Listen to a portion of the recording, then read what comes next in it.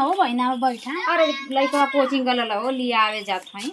कैसन सरकारी में नाम लिखल अरे सरकारिया में नाम लिखा के ना एकदम झंझट हो गई जी, एकदम जिंदगी रद्द हो गई है वो हम लइका से का अरे कर। वहीं का मास्टर ना लिखाओ ना लइका लिखाओ हर भले बढ़िया रही है सरकारी में काम बात करती ऐसे प्राइवेट में लिखावे तो जीव जमा से पढ़ाए ना मास्टर का घर ना निकले चली पर बेचारा एकदम अपने लइका नहीं पढ़ाई। सही करू अनेर न सरकार हो उतना उतना सैलरी देत बा आके खाली मोबाइल चलावत बड़ा मैडम ही आई तो चाय पकौड़ी बनवा बनवा खाती सो तब का अनेक लइकन का भविष्य खराब होत बा।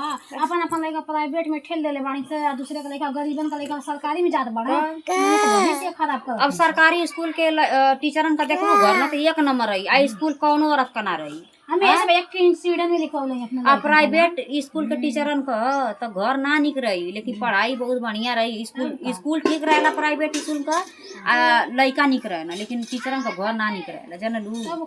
सरकारों के तनी देखे के चाहिए प्राइवेट वालों के कुछ देवे के चाहिए जनलू। अब प्राइवेट के चपरासिया से कंपटीशन करवा देबू ना सरकारी वाले लइका से तब तू हार जाइया। हम लिखा के पछतात बानी तो तू काहे खबले हो इंसिडेंट में कहनी ना कि इंसिडेंट में लिखौले जाके तू अरिये बढ़िया बा का करी मजबूरी बस लिखवा देले बानी। कहीं चटनी रोटी खाओ चोरी तू पैसा महंग ठीक करम कि इंसिडेंट में तो सबके बेवत ना ना हो कि सब प्राइवेट में पढ़ाओ तो का करबू जब ये थोड़ा चलत ना बेवत रह तब सरकारी में लिखौले आई।